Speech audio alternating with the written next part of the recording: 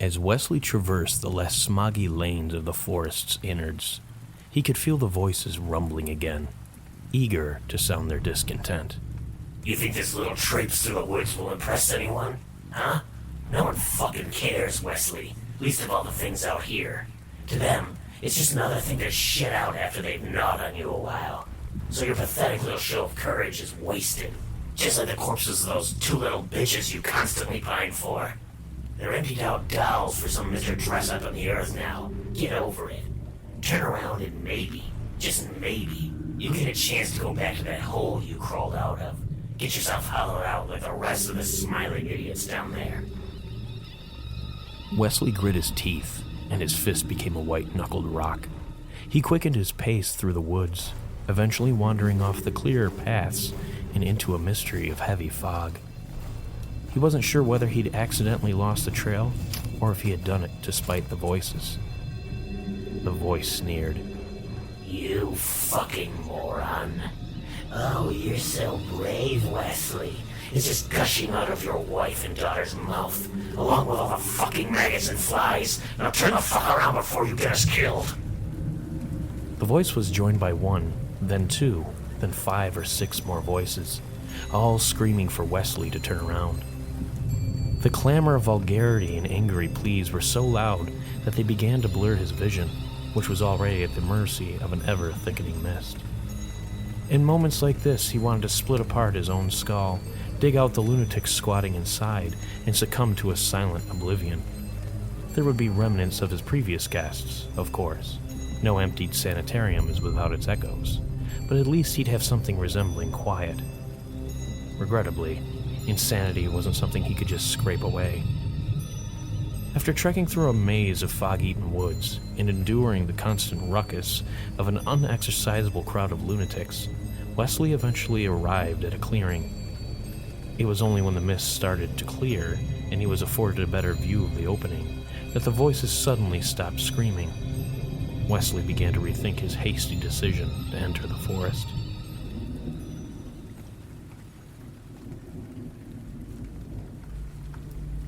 While the glade Wesley found was certainly host of various forms of strangeness, alien-looking mushrooms, wilting flora, suspiciously shaped rocks, none compared to the massive structure rising from its center.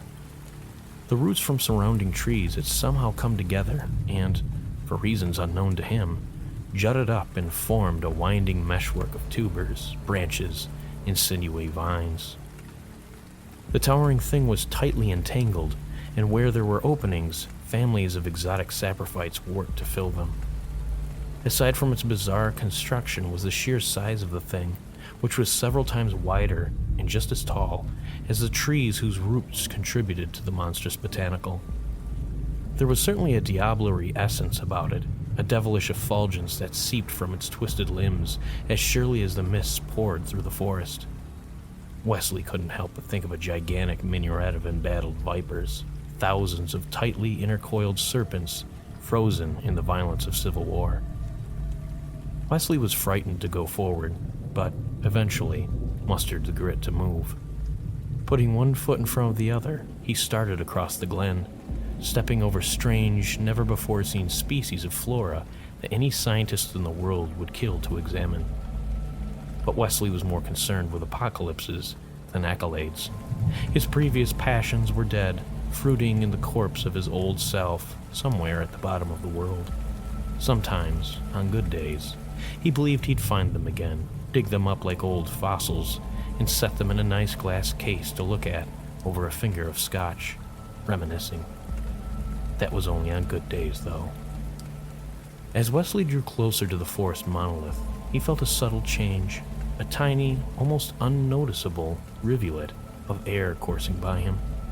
He probably wouldn't even have felt it if he wasn't so on edge.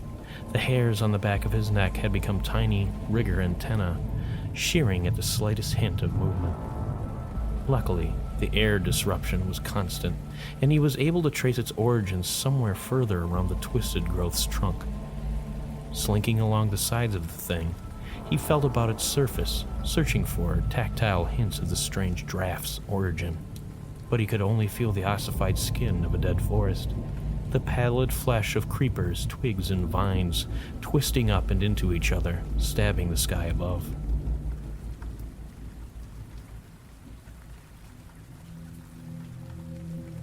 Wesley continued to slide his hand across the thing's rustic contours, meticulously reading its surface as if it were braille, and not just a bunch of knots, branches, and bark. But as he walked further around, he realized his fastidious nature was being wasted, as the small breeze's origin became quite obvious. In front of Wesley, in the middle of the strange woodland mass, was a colossal hollow. It lacked the hallmarks of human intervention, but it didn't seem to have occurred naturally either. It was more like a hole that had been punched through the world, an emptiness God forgot to fill in. As such, tongues of wood and other creeping vegetation grew around it, avoiding it. It reminded Wesley of watching a stream clash against a fang of stone, the current temporarily splitting, unable to move its rocky adversary, and reuniting with its aqueous twin on the other side. He wondered if the two things were even of the same universe, or if the whole was an unwelcome guest, forcing the world and the wooden aberrations neighboring it to move around it.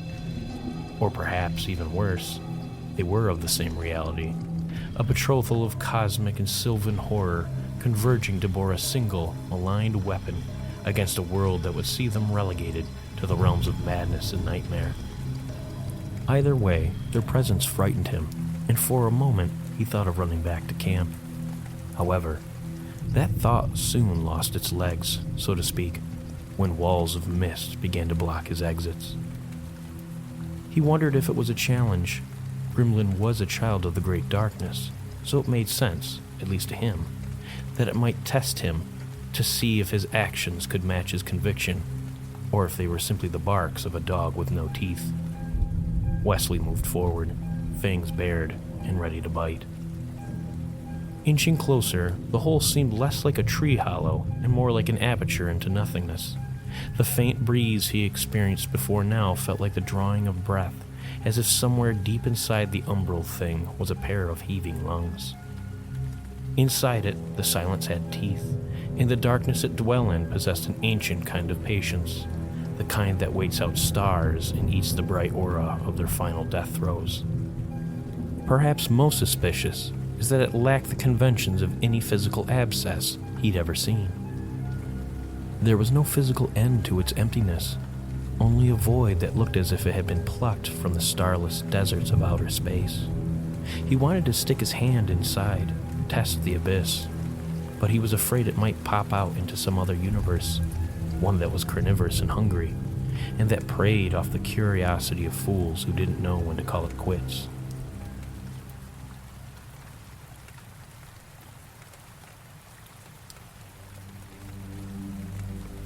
A whisper abruptly slithered into his thoughts. Here we are, at the precipice of yet another hole. I'm starting to sense a theme, Wesley. I can tell you this, there's no jolly-eyed puppets laying at the bottom of this one, and there's no rotting mountain of polished flesh for you to climb. This is a pit you don't escape, Wesley. You hear me? Go back. Go back and maybe we'll talk. Wesley quietly chuckled. Are we going to go through this again? What are you going to try to convince me of this time, That you're the voice of God, the devil, maybe you're a calico hedgehog smelling of daffodils and fairy dust. You're the consequence of trauma, a fucking voice in my head. Nothing more, nothing less. As the voice responded, Wesley could almost feel a smug grin stretch across the psychic spaces of his brain. It's amazing, isn't it? The unique clarity with which you see your pathology, I mean. Far be it from me to lecture you on the specifics of mental illness. But doesn't it ever strike you as odd how clearly you see things? After all, the worst part about having schizophrenia is not being able to distinguish what's real from what's not real. It's a hallmark of the illness, as I've come to understand it. A deficit in reality testing due to a hypofunctionality in the executive parts of the brain, or some jazz like that. The poor bastards just believe whatever those naughty little voices tell them. They can't help it.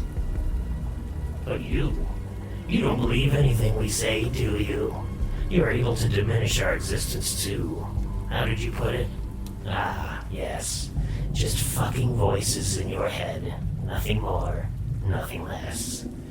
Schizophrenics have a hard enough time admitting they have schizophrenia, let alone refuting the authenticity of those pestering voices. Why, it's almost as if you don't have the disorder at all. Wesley tersely replied. Or perhaps you're just bad liars. Maybe you should come up with some better material. Maybe then I might buy some of your bullshit. The voice chortled. Behold, the great Wesley Morrigan, the most powerful mind in the world. A man who can conquer the perils of mental illness without popping a pill or darkening the doorsteps of a single head shrink. That brings up a curious point, doesn't it? Why have you never decided to finish us off? The wasting houses have long been abandoned. It would be a simple thing to see a psychiatrist and get some drugs. Silence us once and for all. Plenty of doped up head cases out there living their lives, sleeping in their own beds, and not between the padded walls of some lily bin. Oh, you convinced yourself it's because you need to stay sharp. The meds will dull my mind, you say. Well, where's the whetstone you've been honing your thoughts on, huh, Wesley? You're a washed-up scientist with no passion for the game anymore. The only reason you came on this trip is because of some half-witted ambition to confront the darkness. Sounds like the plans of a blooded mind to me. No, you're not afraid of becoming some drugged-up zombie. You're afraid the medicine won't work. You're afraid of facing the possibility that something survived the darkness.